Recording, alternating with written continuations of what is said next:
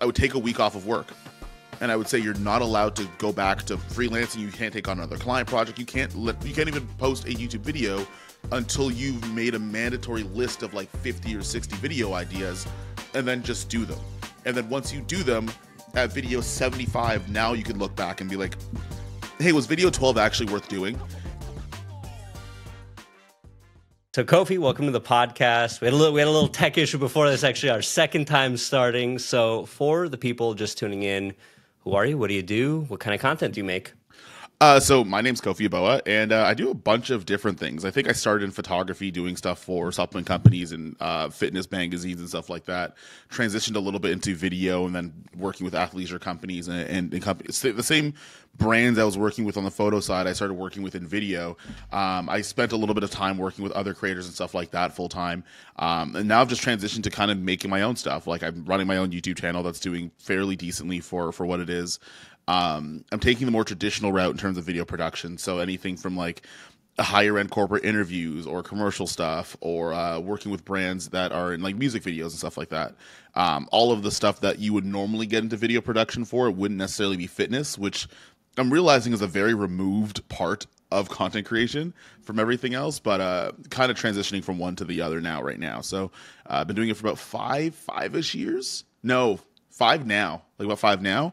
And yeah, man, we're just keeping trucking along and making sure we're doing the best we can. I love that. Let's pull on that thread a little bit. So you said you feel like it's removed from other aspects of the content creation or the general cinematography industry. Expand. What do you mean? How do you sort of come to that? So, like and at least in my experience with a lot of the fitness stuff, the publications and the athletes and the supplement companies, they don't necessarily, at least from where I've experienced, except for a couple of brands, don't necessarily go the traditional route where you don't have a producer that contacts an agency that calls you, that brings crew together and stuff like that. Typically, you're direct to client, which I'm realizing is not necessarily the same thing in other spaces. So for example, like I just shot a music video a couple weeks ago, but that was reached out to by a producer who had a director. Like there was different levels and different departments in that type of video production, where in the fitness side of things, it's like whoever you could pull together, you're the one that's shooting, you're planning, you're finding the locations, you're editing. Sometimes you're the one hiring talent, your storyboard, like you're all the one person, which it actually creates a really good skill set, but that workflow is very far removed from other stuff that I worked on once I got a little bit away from it. So instead of going direct to client and essentially going back and forth on creative direction and taking care of everything else, I'm just the cinematographer on some gigs where I plan out how the shot looks like. I plan out the technical stuff. I shoot it. I give the card or the hard drive to the director or the editor, and hopefully they do a good job with whatever I got them. Where it's a bit different than fitness stuff, where you're usually the one person in-house doing everything. Interesting. So how did you sort of, find your way into fitness if you were just starting out? I know we spoke a little bit before, video isn't your traditional kind of background. It's not what you studied. So how did you kind of get your foot in the door with fitness and kind of build your book of business up from there and then transition to where you are now career-wise? So I played football at the University of Guelph. I don't know if any Canadians are in the podcast, but I played football in university the years that I was there. And my 4th year, I actually got injured. And I'm like, knowing it right away, I'm like, all right, you know what? The CFL doesn't pay that much money. It's not necessarily worth me getting any more hurt than I already am. So I just cold turkey and left. And then I transitioned into natural bodybuilding. My uncle actually was an IFBB pro, and I think he's like still well known, at least to like the older crowd in terms of bodybuilding. So I started going from football, did my first show, realized that like not all natural shows are natural, and I don't necessarily want to make those decisions. So I left that instead. And then I figured, right around the same time, I lost both my jobs. So I had gone from living in the city that I went to university in to moving back home with my parents, living literally in the room that I lived in when I was in high school. And I got a camera as a grad gift. So I had a little Sony Ace 5000 or something. And I figured, I'm like, well, you're already broke now. Like, you can't be worse than broke. So you may as well try it and see how it happens. And then you get you get a little bit of money here and there, and then it kind of piles up. And then as you're doing things and as you're getting better, like you're getting clients that are paying a little bit more and you're scaling up a little bit. And that's where like I got awareness from brands, where I started working with different creators and stuff like that. And that just kind of slowly, but then also very quickly at the same time turned into something where like I left my part-time job, and it's not let's like I'm not buying a Tesla anytime soon, but at the very least, like when I wake up, I choose where my 8 hours a day go, right? And that's kind of how that happened. But I didn't go to school for anything like that. I went to finance school. I got a camera as a grad gift, and I just said, "Hey, teach yourself how to do it because you don't really have any of the options." So That's so interesting. First of all, I love that you went to finance school because I feel like that is such a missing puzzle piece to a lot of creators' toolkits when they're trying to build up their own brand and their own skill set. Because at the end of the day, whether you're just making YouTube videos or you're running your own agency, it is a business, and knowing the vernacular, knowing how to go through it, learning how to build your brand. The basis of that is all finance. My joke, my quip is like, if you want to make really good videos, you should know how to sell used cars. Because if you deal with the rejection, you get people to buy into it, like your story. So I love that. I think that's a great sort of overall skill set that you have and a lot of really successful creators do. Talk to me a little bit, because obviously getting into the fitness niche was from your background. You played football, but transitioning into something like a music video or something like that, what is it? A style development? Is it connections? What is the way?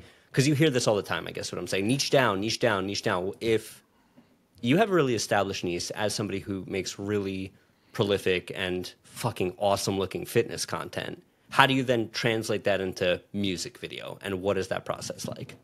I don't actually think it's a process. I think what ends up happening is that for a lot of people to make a complicated thing simple, they put it into buckets that sometimes don't necessarily need to be there. So, for example, if I'm learning cinematography, I'm learning lighting, I'm learning camera movement and stuff like that, a lot of those skills are transferable. And one thing that I learned as I was like starting to learn about like video work and stuff like that, I knew I wanted to have something that looked different, and if not better than a lot of the other people that were in the same space as me. And that's where I started learning from.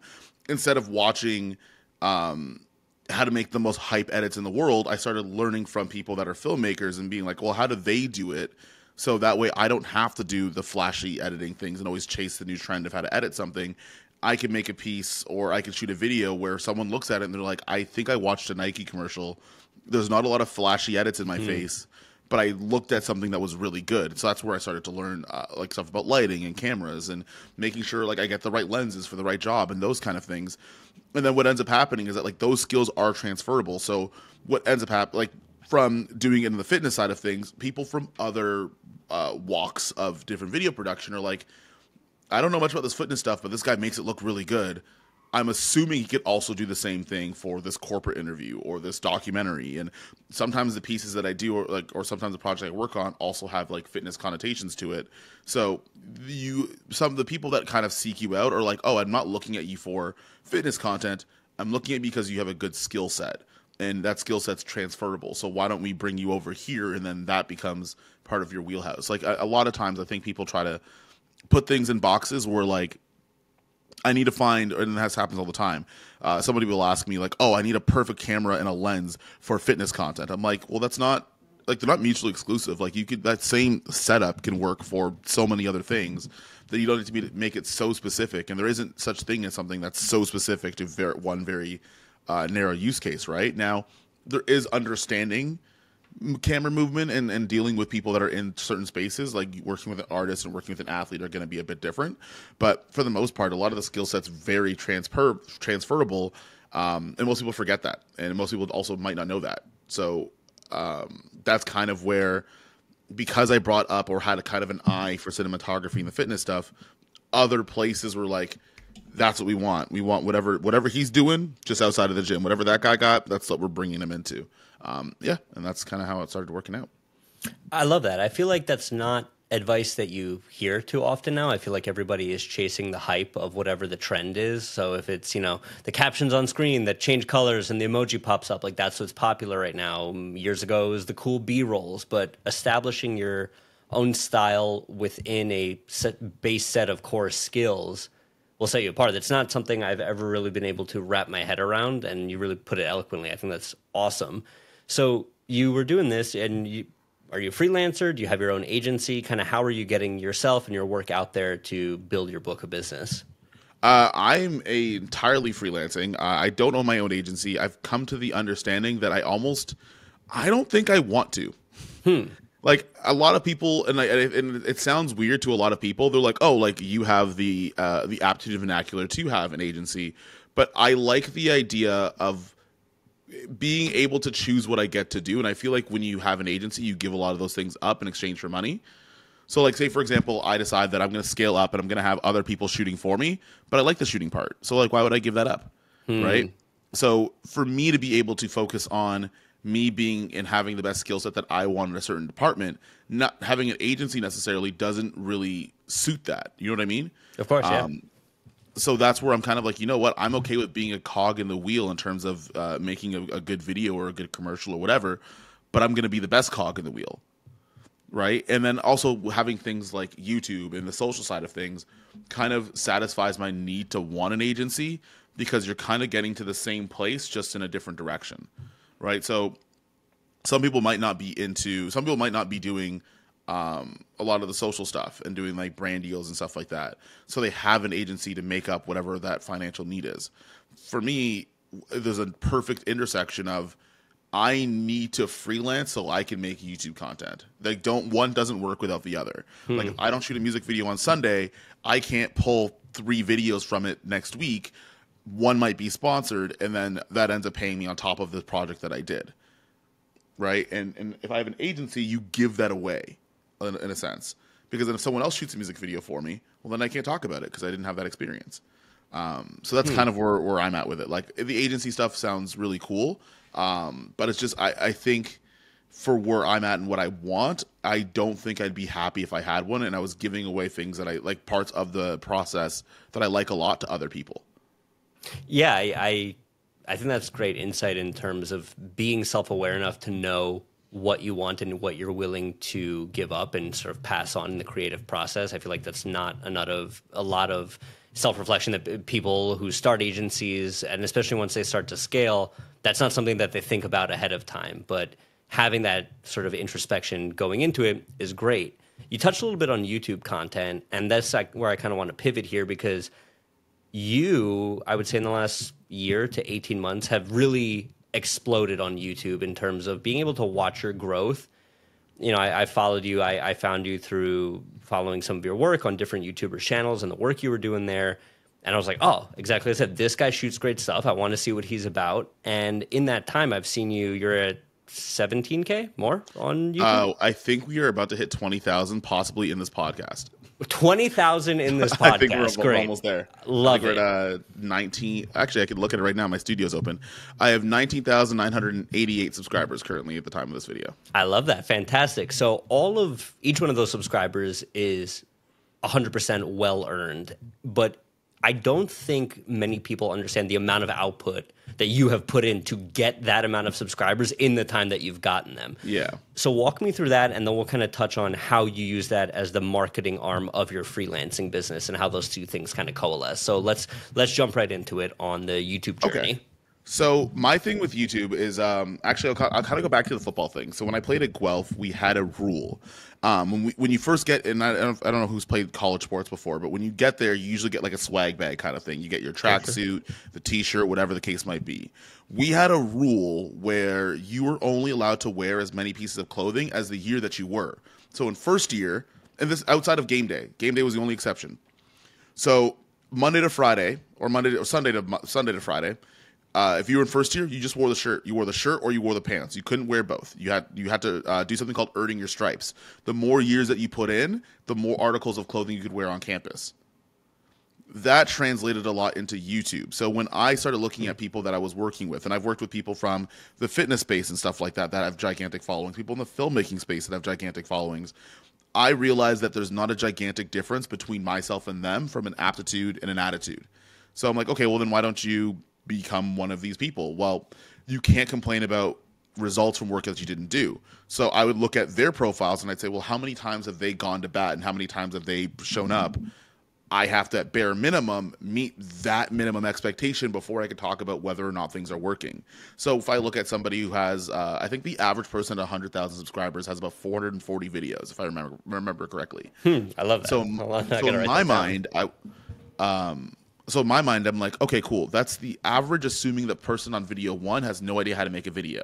You have a leg up. You know how to do that already. So let's tack off like a quarter of that. So maybe we'll call it at 300. Awesome. How many videos can you make in the shortest amount of time that still have enough quality that it gives value to the audience? How many times can you go to bat? And in my head, I'm like 100-ish. Cool. You have a number now. So I don't think I started really going on a tear and posting videos around literally this time last year, around last summer. And what I would do is I'd have these sessions where I would take a week off of work, and I would say you're not allowed to go back to freelancing. You can't take on another client project. You can't even post a YouTube video until you've made a mandatory list of like 50 or 60 video ideas, and then just do them. And then once you do them, at video 75, now you could look back and be like, hey, was video 12 actually worth doing? Because what ends up happening is there's two things. Like, one, you don't necessarily know the value of what a video does until way after the fact. Like, people are watching some of my videos now thinking that the information that I had then is today. So there are people that are still like, oh, like, why did you switch cameras all of a sudden? I'm like, that camera's from 2.5 years ago. What are you talking about? Right? So and that was the thing. So what ends up happening is that a lot of the fruits of your labor are months later, sometimes a year later, right? So my whole thing is, well, stock up now, right? Like right now at like 20,000 in tech, that's a lot. In other spaces like entertainment, it's not that big, but in spaces like with tech and education, like getting to 10,000 is very uncommon.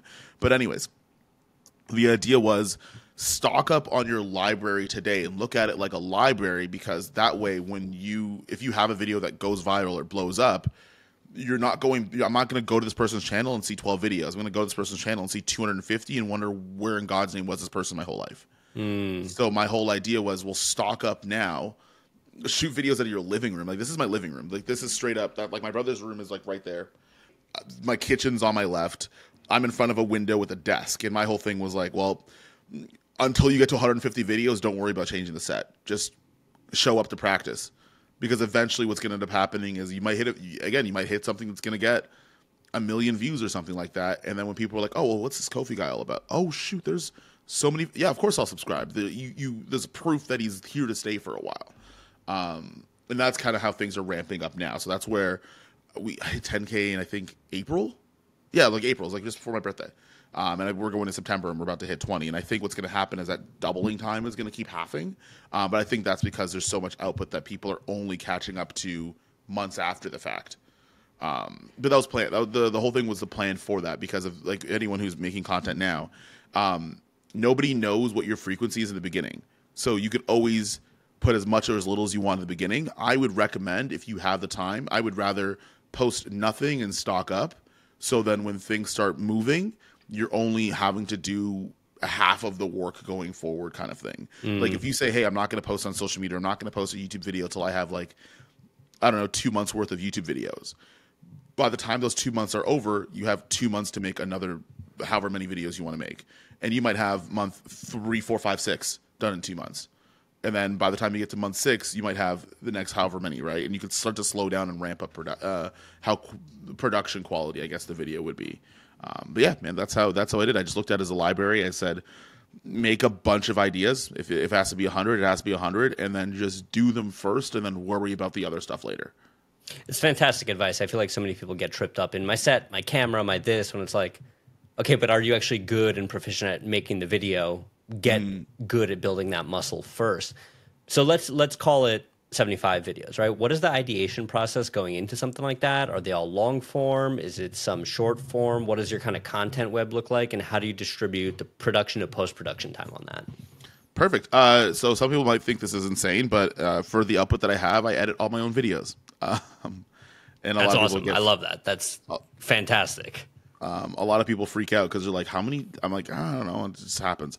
So in terms of the ideation phase, what I'll end up doing is I'll go through and find my ideal user. So a lot of people kind of on YouTube side of things know a lot of my stuff from using the camera, the Sony FX6. The reason being was I realized that was something that not many people had, or not many people were talking about. But I used it every single day for all my client stuff. When I was working with different brands and stuff like that, that was a camera that I used.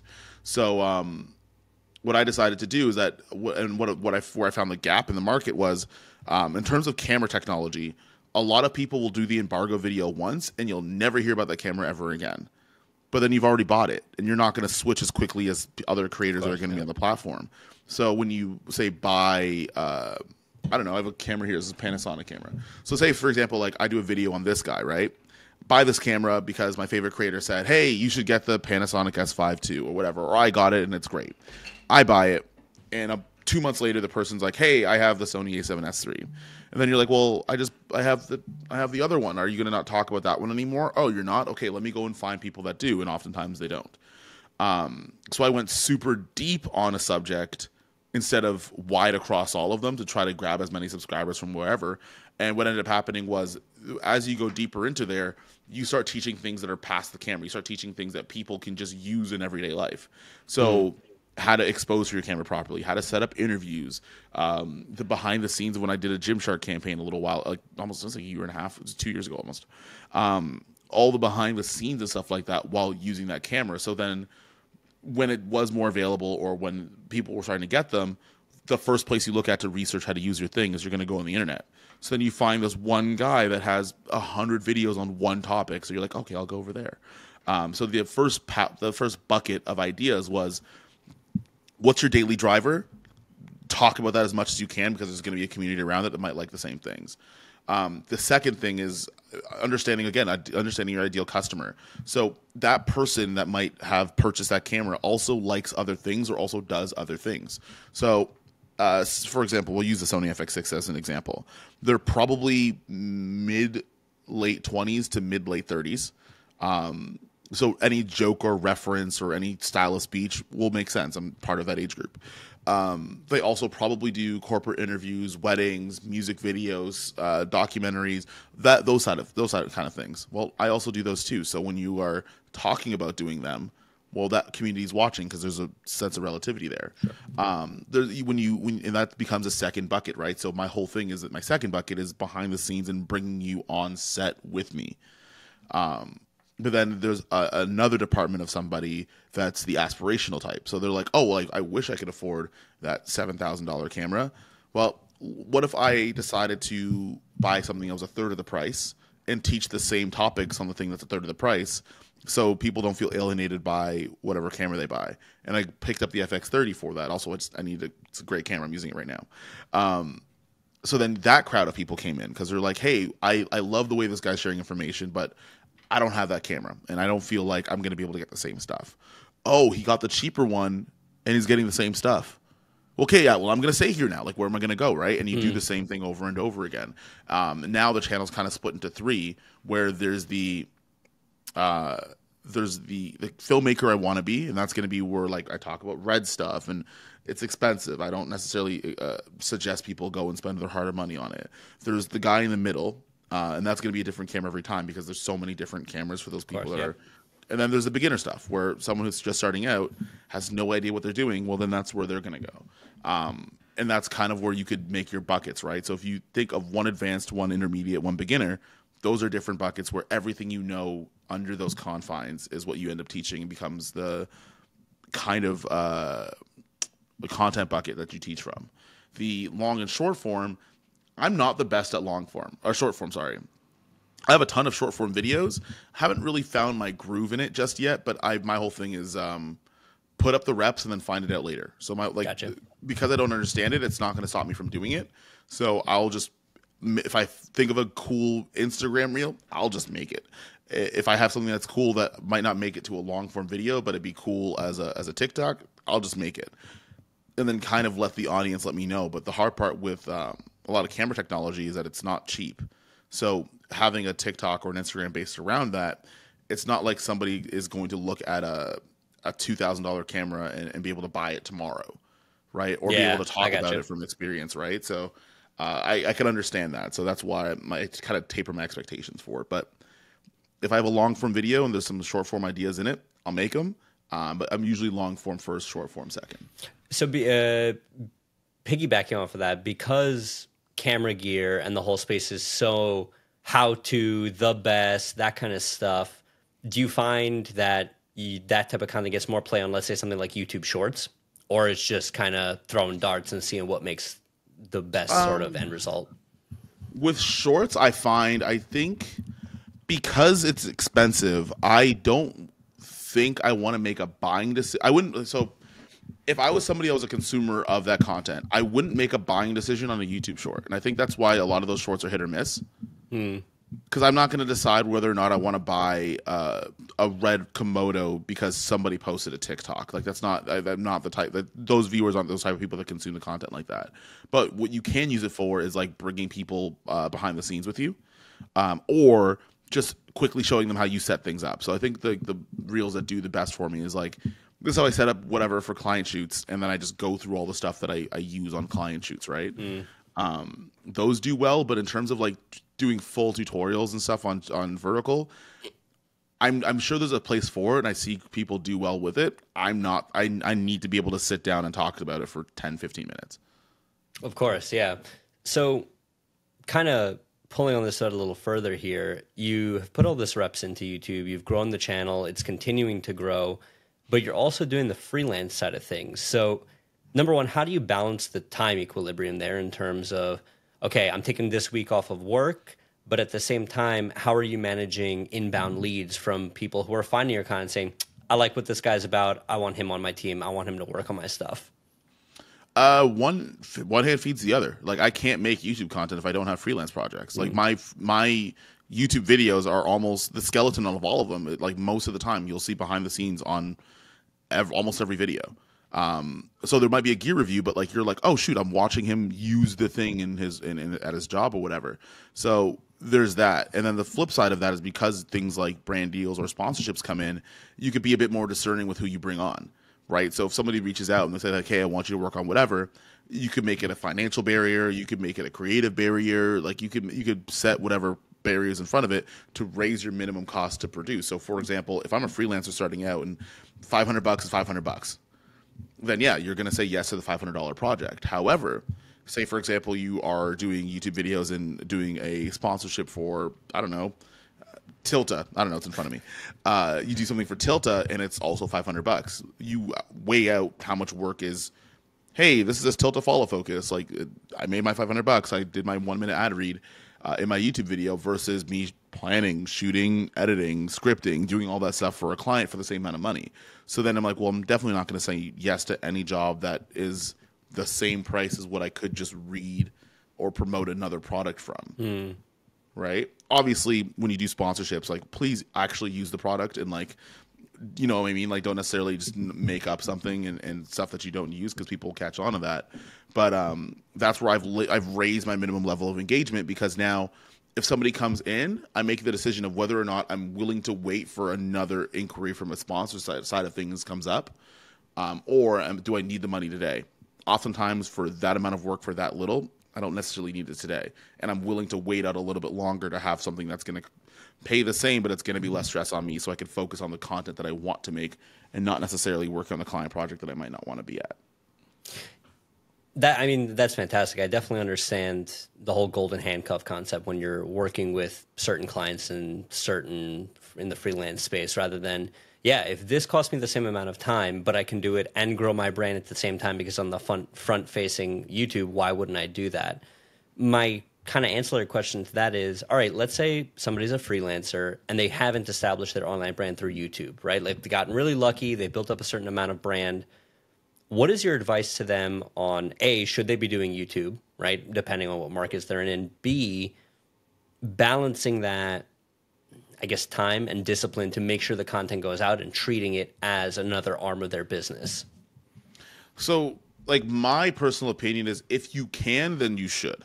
So not everyone is going to be built for YouTube. Not everybody wants to get on camera. Not everybody wants to do this and talk on camera all day long. And that's totally fine. I don't think every single person is built for that type of content creation, and that's okay.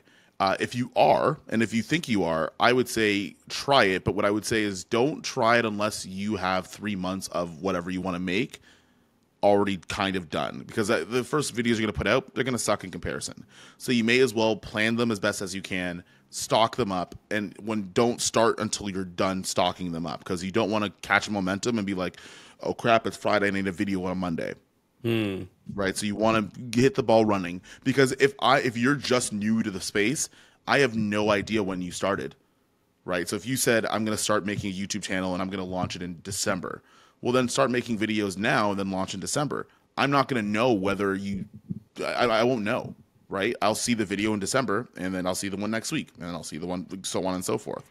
So I would say if you want to do it and you want to balance your time, nobody knows that you're on YouTube yet. You haven't started. So you take it, bank it, and take however long you like to do it. If that's something you want to do, release them all at once and then start work. Like then you could kind of do the one video a week or one video every other week, because you'll always have a constant flow of momentum. And that's just if you want to do it that way. In terms of freelancing, if you don't have like any sort of established social media and whether you should, I can say that it's free.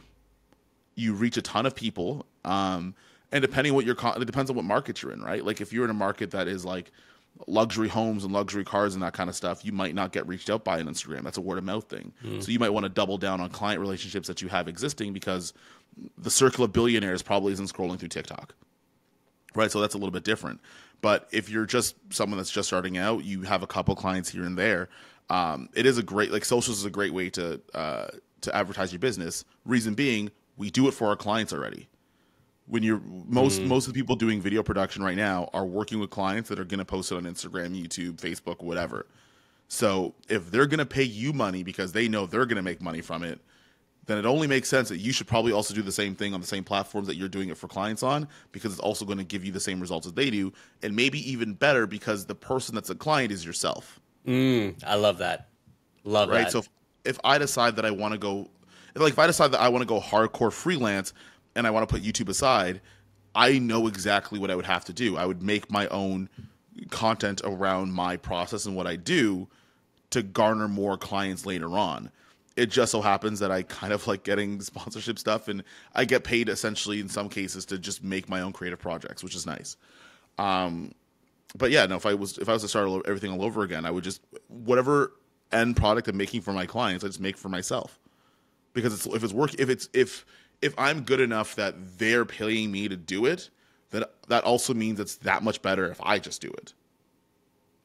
That's great insight. I think that's a really valuable piece in terms of understanding the difference of if it's your own stuff versus if it's stuff you're just doing for someone else. Look, you come from a fitness background. You're clearly a super driven dude. You've got a winner's attitude. Your output is so high that I'm sure many people could be like, oh, I wish I could do that. Like I said earlier, like you are the fire under my ass, and so many of these people are, it's like, I got to get out and do videos. If he's doing it, I can do it too. How do you deal with burnout? I'm sure, or how do you deal with the days where like, I'm not in the mood to create today? What is your process of getting over that? I just stopped doing it.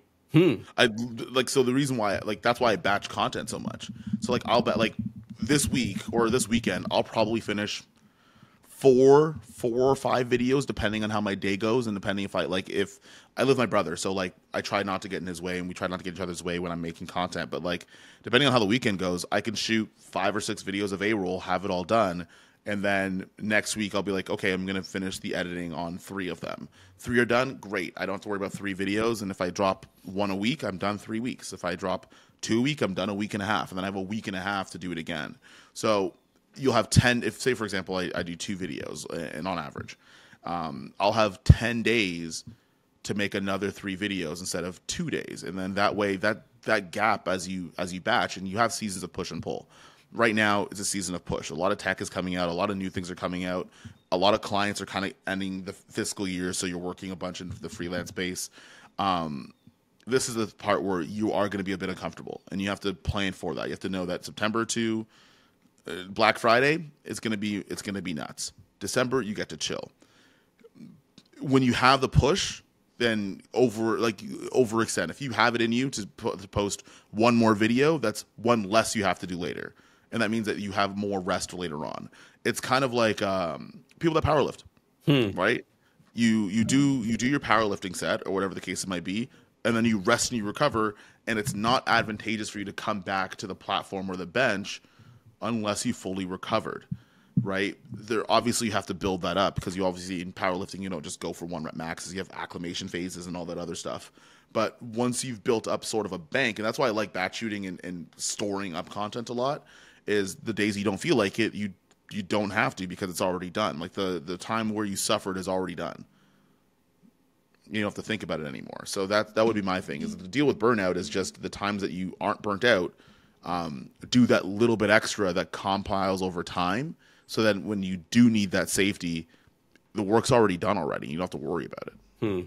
That's a great way of thinking about it. How do you balance that with, like you said, it's tech season now. iPhones are coming out. I can't wait. I get to shoot log and ProRes on my iPhone. Yeah, I can't wait for people to do that for like 12 minutes and then forget it's on their phone the entire rest of the time they upgraded their phone.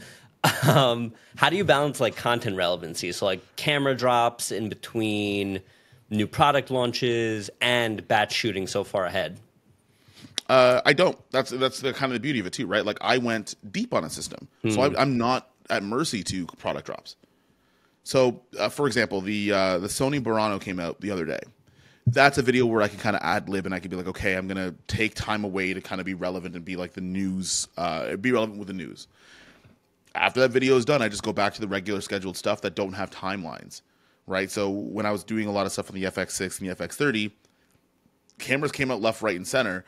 But because the nature of the person that buys these products, they're not looking to hear about the new camera every time. They bought their camera already. They want to know how to use the thing they already purchased.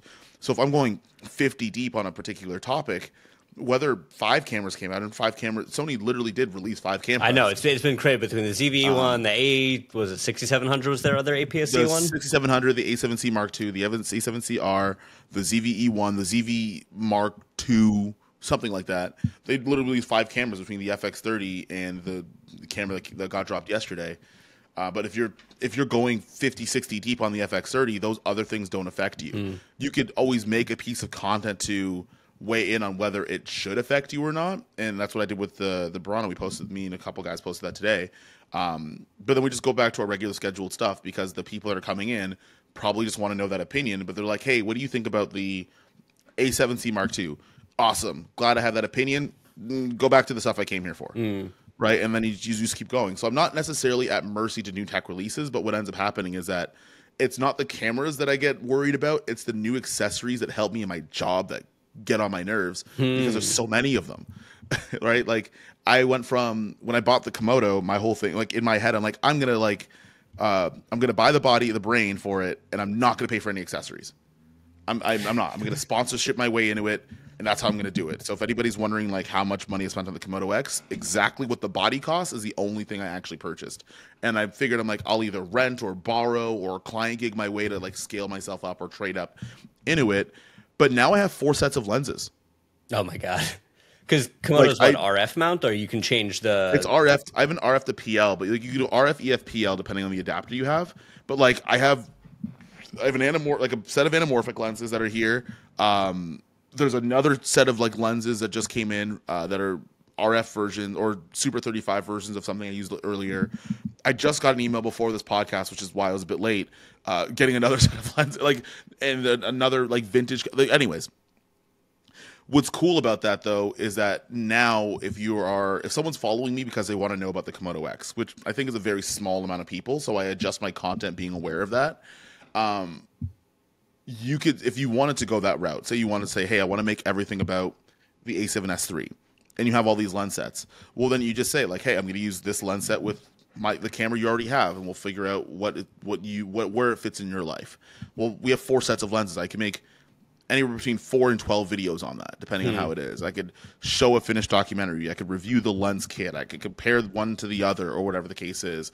You could teach about the type of lenses that they are, or whatever you want to do, right? But when you're deep in a system, that's far easier to do. When you're too wide and you're trying to cover all the tech that comes out, like specifically camera bodies, you're going to run yourself thin. And then also people are never going to know what they're going to get from you.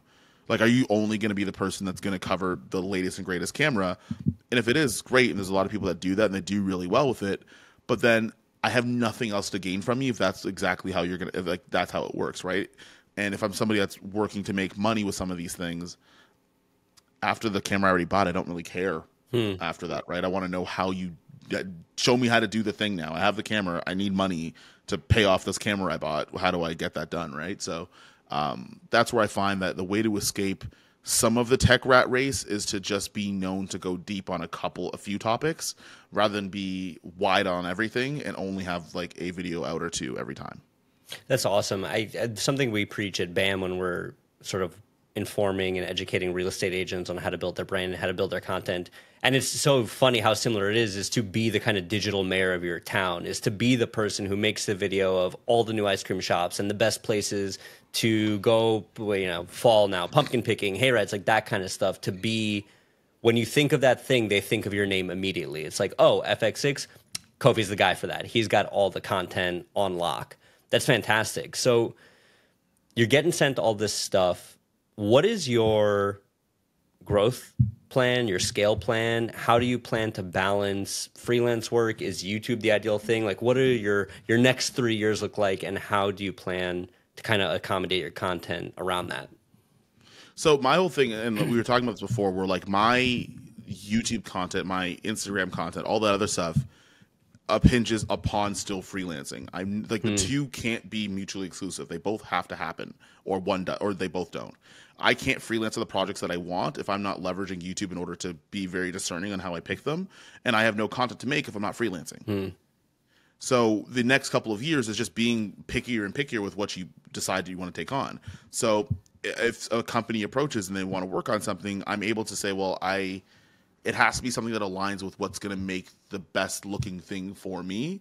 And then same thing with the brands coming in inbound. So essentially what you're trying to do is create a situation where anything that kind of lights that creative fire, you get paid money for. That's essentially it, right? And you got to toe that line between some of the jobs you kind of have to take and some of the jobs that you don't necessarily have to take. But the next 3 years is just going to look like that kind of scaled up. So, hey, maybe Nike knocks on my door and they say, hey, we got, I don't know, $100,000 for you to make a commercial.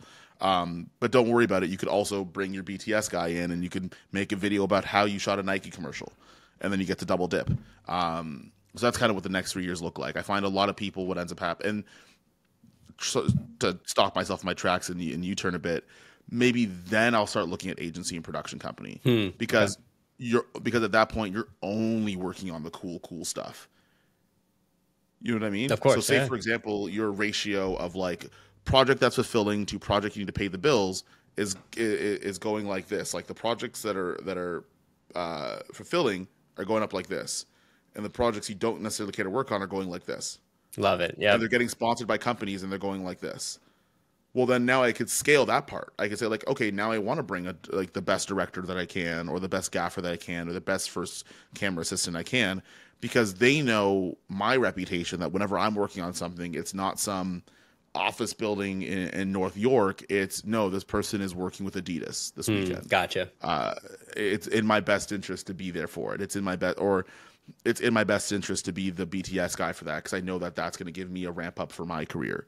And then somewhere down the line, you make courses and you sell digital stuff, because eventually there's going to be some 27-year-old kid who's going to say like, Kofi guy washed up. I'm a lapping. And he's going to have 17 videos a month. And I'm going to sit there mid-40s, back is hurting because I shoot handheld too much, being like, I can't keep up with these kids. But I'll get paid a bag teaching them how to do stuff instead. So that's kind of the next, like, obviously, hopefully that's not in 3 years. I'm not anywhere near 40, but yeah, that's kind of the next little bit. Yeah, I think that is another thing. I feel like when people are trying to gain traction on their online brand, especially when it comes from video, neglecting the digital product aspect is such a big thing, because the YouTube views CPM for passive income is not going to be what keeps the bills on. So if you have a really good lead magnet, or if you have a really valuable product that people want to engage with because they like your brand, well, then you're just making money in your sleep, kind of thing. Yeah. And that's where, like, I'm trying to get on that now. I think one of the things I had was like a slight bit of imposter syndrome around making courses, because I've been talking about making this like fitness cinematography creators guide for like 2 years now. Didn't even start a video because I'm like, you're not there yet. You don't have the notoriety, and do people actually care about fitness content that much that they'll buy it? And then I got yelled at by people that have millions of subscribers that are like, you're an idiot if you don't start doing this right this second. So now that's kind of lit a fire under my ass. But there's a balance that I'm trying to strike with selling digital educational products, where at least for me, for my style of business, is I want it to be so good that it's almost irresponsible for you to say no. And what that means though, is that you're giving a lot of things, you're giving a lot of information out, and you're putting in an insane amount of effort to impress upon the people that are watching you, in order for them to be like, okay, this dude put up 200 videos this year. I could use every single one of them to make money. He has a course for $500. Of course I'm buying that thing. Mm-hmm. Right? That's the situation that works really well for me. And if that means it'll take me a little bit longer to actually get to that point, I'm okay with that. Like if that means it's going to take me in 2025, there's going to be some sort of a masterclass by myself teaching all the experiences that are there. But the trust in the community is so big that they're like, yeah, of course he's going to have good stuff. Like it can't be worse than what he put out for free. Right. So that's the kind of the thing that I like a lot. And I think I get a lot of pushback on that because people are like, well, you should start making a course now. I'm like, I'll start making it, but I don't think I'm going to release it for another. When I hit 100,000, when I see that, I'll release a course, because at that point there's enough trust there that you're going to minimize the situation where people just say, oh, it's another course making guru that we don't trust. Yeah, we make fun of the realtors all the time. It's like, you just sold your third house. Time to make a course. Let's make a listing presentation course on it. So I totally agree with you about establishing that rapport with your audience. In terms of building up kind of your customer base now, I know you have the Discord. Are you doing anything to engage with people past YouTube? You have a mailing list, you have a newsletter. Are those things you're looking to spin up? So mailing list and newsletter, I have a mailing list. Do I use it very often? Not much. I think that's also because I'm not the strongest writer. So writing emails, and also like, I don't want to be in somebody's email inbox if I can't give them something that they actually think is valuable. So me just telling you about like the videos I have coming up, I don't necessarily think is a valuable thing. So I just keep having the lead gen to the mailing list, and then I just kind of say like, let's hold on to it. It's there. The leads are generating. They're not going to you can't, like, it's hard to unsubscribe from an email list that's never sent you an email. Yeah, you can't hit that iPhone button if it doesn't come in. Yeah, fair enough. Okay. So my thing is like, just have it there, and then when you have something good to say it. But I think what I'm doing now is I'm trying to gauge up, like, my big thing is I like super value. Like I like giving enough value to people that they're like, I feel like I should pay this person, because that's when you get, because that's sales term, that's when you get people, right? Like that's where you have lifelong customers where they're like, I got so much out of this person that I think I have to give him money now, and I don't know how to do that. Oh, he is okay, yeah, let me buy one of his digital products, right? And it happens. Like I'll see it on my email sometimes, like X, Y, and Z bought 3 products off the digital store that I made years ago. And it was because I think what ends up happening is someone might have watched 20 videos and like, I like this person enough that I'll spend $50 to $65 today, and that ends up being grocery money, which is great. Of course. I think in our space, what we do, I think, obviously Peter McKinnon is the trailblazer of that, where like he built up this rapport for, so he put his name on hot sauce, he'll buy it. He'll put his name on screwdrivers, he'll buy it. And I think that's a great sort of value point to keep at top of mind, is like, build up the fans first, and then once they're so enamored with your content and your value, then you can push something in terms of product. Yeah, and I find, especially in this space right now, there's so many people getting into making content and stuff, that there's a lot of people that are genuinely confused about how to do it, right? And it takes nothing to be like, hey, you want to shoot an interview with 2 cameras? It'll take me a day to make the video, but it's there, and you have now a little nugget that you can leave later on. And also I would say, don't necessarily overcomplicate the educational process. If you could teach somebody like one thing, that's what I learned. If you could teach someone like one thing in a video, they're set. Like people will subscribe based on like one fact that they didn't know that you taught them. Interesting. I like that. That's cool. Okay. Like it's wild to me. Like there's some people that like to the point where I think I've had educational videos that like overlap topics, and people are like, this is the greatest thing ever. I'm like, I said, out of those 7 tips, 4 of them were in another video, just spread out throughout the channel, but they might have learned one of the 3 that they didn't hear before. Right? So that's not to say you just recycle the same information, but like reapply, recontextualize. Also, people, like when you say, if I say you want to have Rembrandt lighting, and some people understand that, and they're like, awesome, I know that the light is going to be 45 degrees from my face. In the second video, you say, have the light 45 degrees from my face. And then you say, don't know how to do that. And you're like, okay, well, like put it over here. You know what I mean? Like you could say kind of the same thing in different ways and reach different people because they might have not understood how you said it the first time. Interesting. Okay.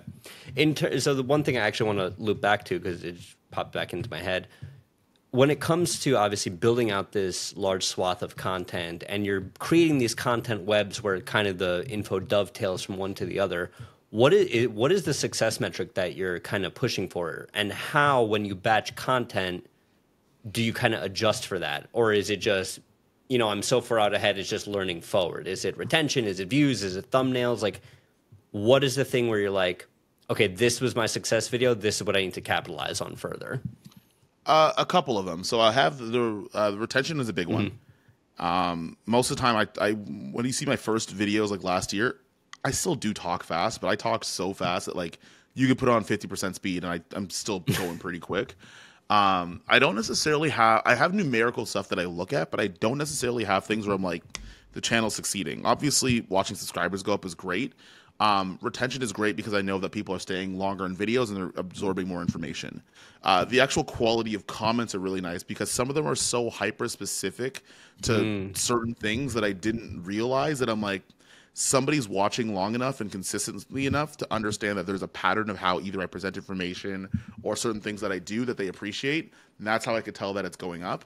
And one other big thing, and I always try to get delicate around the subject because I don't know how to pronounce, like to put it lightly.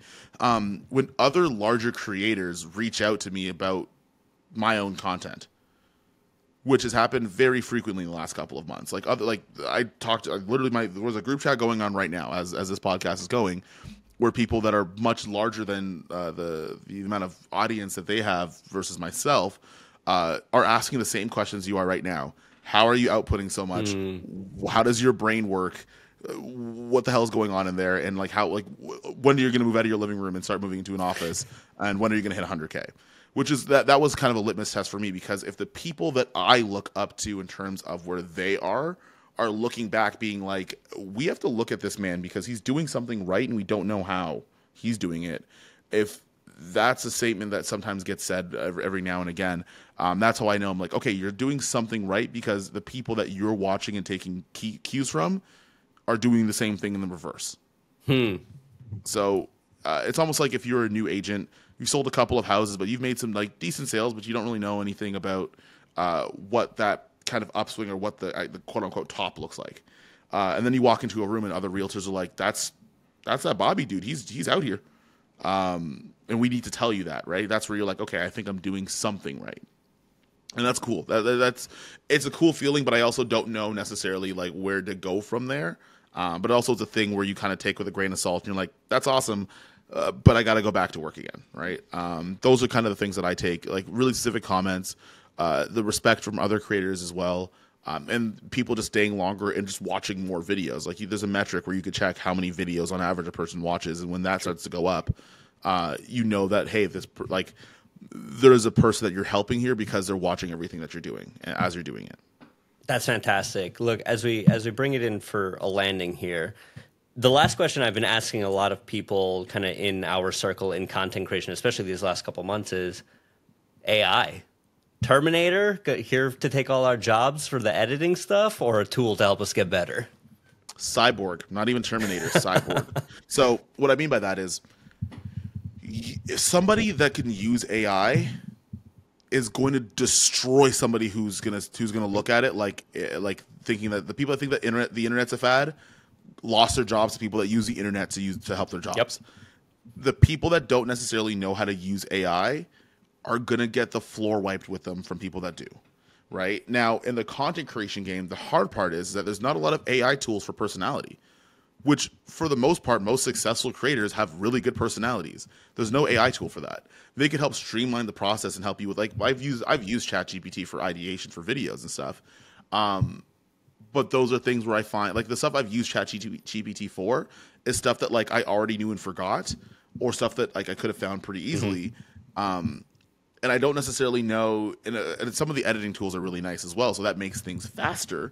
But in terms of, like, fully GPTing your YouTube channel that's based on your personality, it doesn't exist yet. Until AI can replicate well and at scale people, like not jobs, people. Like if if AI could be so good that you find out I'm a robot and we're having this conversation and we're in it. Oh my God, that'd be such a mind fuck, man. Oh my God. If AI is able to do that all the time, yeah, I'd be worried. But I don't think there's no computer algorithm for personality. There's no computer algorithm for connection yet. So it could only go as far as being a tool. Yep. At least for content creators, I think it's one of the best tools. If you're someone that's just starting out, you don't know what type of videos to make or what type of videos to make for your clients, ChatGPT it up because all the way. They're contacting you not knowing what to do. You're going to ChatGPT, and at least your guess from using GPT is going to be better than whatever they're going to come up with, and it's going to be better than whatever you have on your own because you didn't know in the first place. So you got to kind of play that game and using them as tools. Now, hey, if there's some sort of Terminator thing and robots are coming out and offing a bunch of YouTubers, yeah, I'll stress out about it. But I don't think we're anywhere near that. And I think it is going to be a thing that's going to be a very, very, very good tool to the point where if you know how to use it, you can make it work for you. I totally agree. I definitely... Like, I'll have editors say, like, oh, my God, AI is going to replace editors. I'm like, well, it's going to replace the bad editors, right? Like, Autopod is a great tool where it'll slice and dice everything for you, but you still got to go in and know how to fine-tune. If you as an editor only know how to rough cut a podcast and that's all you're going to do, you need to step up your game. You need to know how color theory, you need to know how to balance audio and that kind of stuff. And the other side of it, too, is, like, it's only going to make you faster and more proficient at the things you're doing. You talked about personality there a little bit. I'm right there with you in the sense that you're always going to need somebody who speaks editor, right? Like you're always going to have the client says, can we make it cooler? But you are going to say, no, we need an 85, not a 35 shot. We need to change up the frame rate. Here's the different angle. Like you're always going to need that translation layer between cooler and final product. And I think that's where the value comes in. Yeah, I don't think because there's so many decisions and they happen so quickly, I don't know if you could make an algorithm for spontaneous random decision. Interesting. Like if I decide, like I don't think there's going to be a time where I don't think you're going to have a GPT where you're mid shoot and it's because it can only pull from what already exists. Like ChatGPT can't make new things. It only can pull from stuff that already exists already. So if I'm at a shoot and I'm like, hey, you know what? Let's shoot this on a 16 mil. ChatGPT is not going to think about that. They're going to be like, no, we're staying to 35 or keeping to all the movements because that's what we saw in our whatever database it is that we pull the information from. But then there's a couple of things where you'd be like, nah, let's shoot this on an 85 on a dolly slider or something ridiculous. Yeah, of course. And that ends up being like the coolest shot of the entire commercial. Everybody's like, yo, how did you do that thing? There's no ChatGPT for that. It'll tell you what lenses are going to look good, maybe, but there's no algorithm to fine-tune a human's decision in a situation like that. And I think that's what separates a lot of us from that's what separates kind of good from bad, right? A lot of the creators that are getting into the game now that are saying, let me just make all the videos that Peter McKinnon made, just update it for 2023. You might not find, like, unless you're able to output them incredibly quickly, you might not actually find the level of success that Peter had because he's already made those things already. And ChatGPT could have told you that. They could have said, like, hey, these are the 10 top viral videos, and you would have done them, and then everybody would have done them. And a lot of those people that are doing that are not really going that far. But what an AI can't tell you is, or at least not accurately right away, is, hey, you made this content. People stayed for this reason at this minute. They left this comment. You might want to expand on this thing over here. In this sort of cadence, because you know what I mean. Like you can maybe do that with a lot of research and using an AI tool for it, but if you have that connection with your audience, that's something that you kind of just pick up along the way, and you'll get that much quicker than anyone can type it. I love it, Kofi. I think we are certainly in kind of this next wave, this new class of YouTube photography creators, and I feel like you and a couple other people are certainly at the forefront of it. Thank you so much for taking the time to do this. I know you're a busy guy with a bunch of videos to do. Really, I'm so excited to see the stuff you do next, and hopefully have you back on again soon. Yes, sir. Awesome. Before we go, where can people find you? If they want to find your stuff, where do you want to check you out? Most of my stuff, I think I'm posting a lot more YouTube stuff. I'm going to start doing the live show again starting next week. So I think it's like youtube.com/@Kofi Yeboah. So my first and last name. Instagram, I am Kofi Yeboah, and I think that's the same on TikTok as well. Don't post as much on TikTok. I still come in there every now and again, but Instagram and YouTube are pretty much my main two. and the app formerly known as X or Twitter, whatever the, you'll find that same thing. I am Kofi Yeboah. That's where, if you want to see me be the most degenerate version of myself, that's where I am. The best version of all of us, man. Come on. No, I said the most degenerate version. I didn't say best. Okay, most fun version of all of us. Yeah, there we go. If you want to see the Kofi that's not the PR representative, that's where you not the PR representative. I love it, man. Kofi, thanks so much for your time, and we'll talk soon. No problem, man.